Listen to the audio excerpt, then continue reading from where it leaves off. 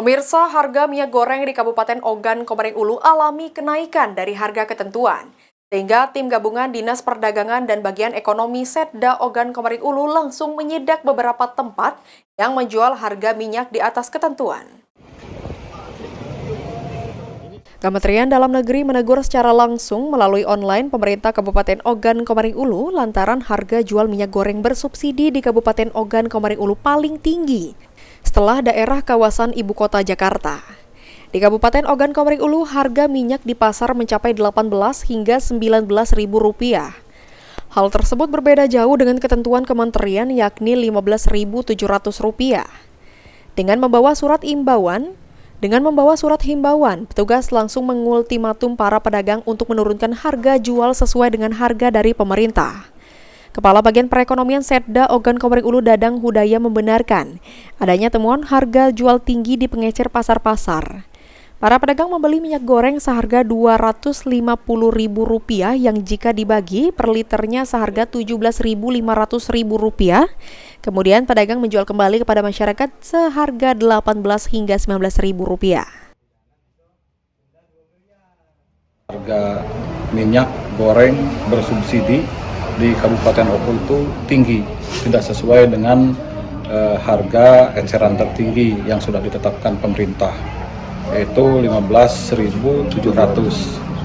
Nah, ditemukan di pasaran itu harga di pengecer sampai 18.000.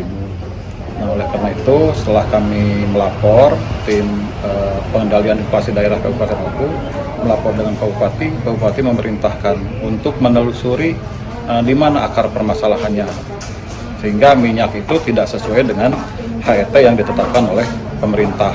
Setelah kami cek di lapangan, barang itu tidak langka sebenarnya, bukan kelangkaan barang itu banyak, ada didistribusikan dari pengampas tadi.